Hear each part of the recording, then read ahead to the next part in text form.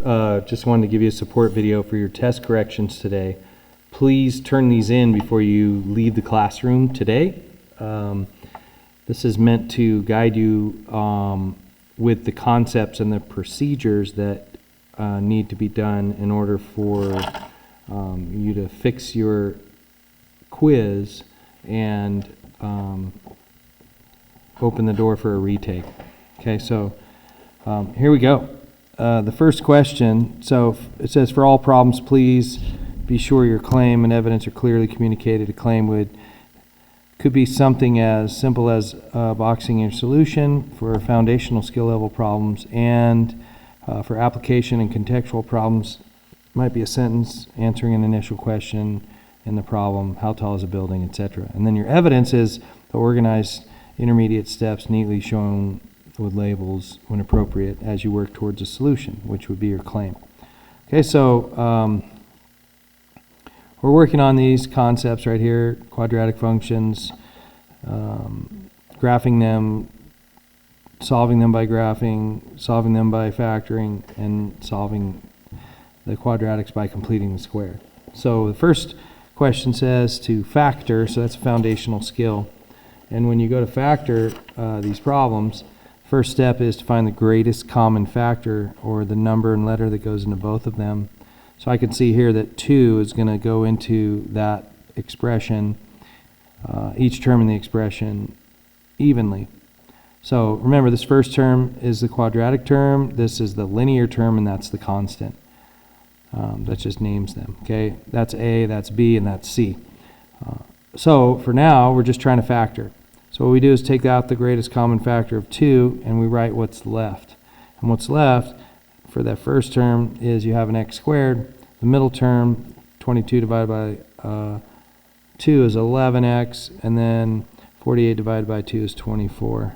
So what you notice in the middle here, I've got my common factor, and then I've got my quadratic or trinomial, and then I'm going to try to factor that. The lead coefficient, the a value is 1, so I'm going to use the diamond method to try to find factors of the c term, factors of 24 that add to 11. So then I could see that that's 8 and that's 3. So when I have those factors that sum to the bottom number and multiply to the top number, I can write them, including the greatest common factor that I already factored out, as x plus 8 times the quantity x plus 3. So that's the first problem. Okay, so that should help you. The next one, target level problem, is we're trying to take this graph, we're trying to write an equation based on this graph. So I've got this graph with the vertex here, and the vertex is -3 and -1, and that's my h and k value. And then I can see that it crosses at that point and that point on the coordinate plane. So, and then it also crosses, it looks like down here, and opposite that line of symmetry on the other side, right there. So I'm going to use this point. This is -1 and -5.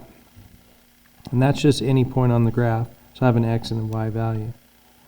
So I'm going to start by writing the equation in vertex form, because I have the vertex and I have an x and a y value.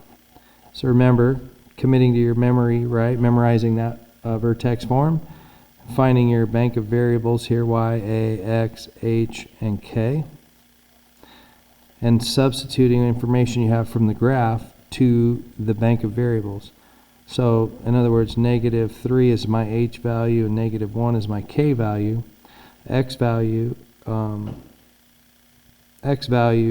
for me is going to be -1, and the y value is going to be -5. So what you might notice is I don't have an a value. So there's my list of variables. So I'm going to write that out and substitute the the numbers for the letters. So y, or -5, equals, I don't know what a is. I have -1 minus a -3, so that would be a +3 in there, because that's -k, positive k, so it's the opposite, squared -1. Follow the proper order for solving, just like you're going to do later in these other problems. by reversing the order of operations, so getting rid of addition and subtraction first. So first I'm going to go through, simplify what I can. This is 2 squared, that's minus 1. I can still simplify, that is 4a minus 1. So now I can solve, add 1, get rid of addition or subtraction. That puts me at negative 4 equal to 4a.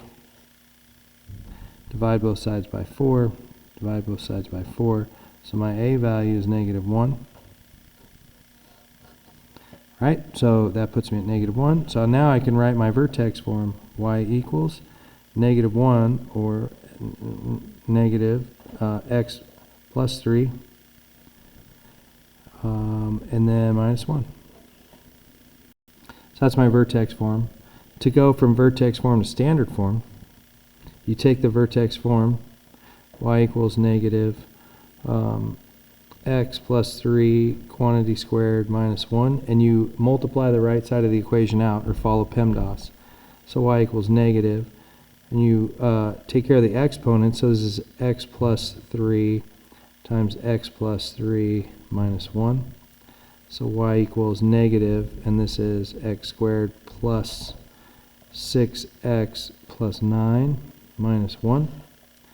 Distribute the negative before you subtract the 1. Okay, that's multiplication. Distribute, so negative x squared basically changes the sign of everything inside the parentheses. And we've done this problem a few times now in class, so hopefully this is making some sense. And then finally, add the last terms, y equals negative x squared minus 6x, negative 9 minus 1 is negative 10. And that's my standard form. Y equals negative x squared minus 6x minus 10. The negative means that the parabola opens down. Okay, the 10 is the negative 10 is the y-intercept. So then for intercept form, I can see it doesn't have a real solution. So then my whole goal with the intercept form is just to solve when the y value is 0. So I'm going to take this vertex form up here that I had, and instead of y, I'm going to use a 0. The rest is the same. X plus 3, negative x plus 3 quantity squared minus 1. Add 1 on both sides. So I'm just solving for x, and I'm going to see that I have two solutions that are complex or irrational. So I have this 1 over here, my negative out in the front.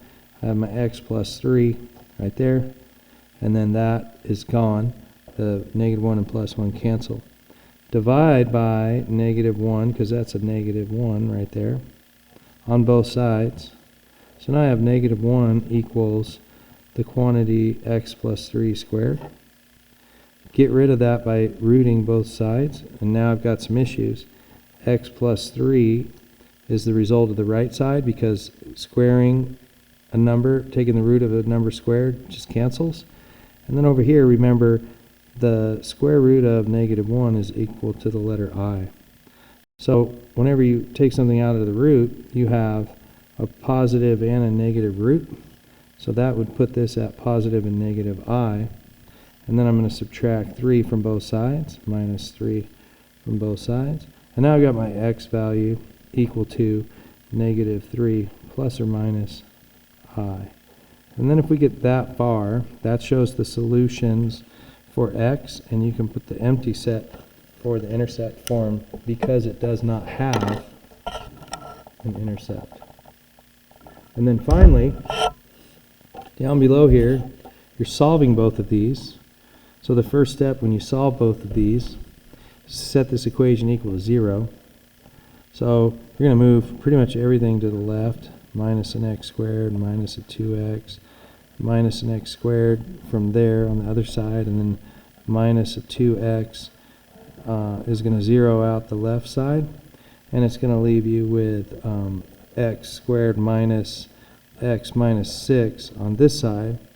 Then you can factor that, use a zero product property, negative 6, negative 1. So you're finding factors of negative 6 that add to negative 1, so that'd be negative 3 and positive 2. So now I still have the 0 out here, equals x minus 3 and x plus 2. So these two quantities have to multiply to 0, so that means the x minus 3 has to be 0, in which case your x value would have to be positive 3.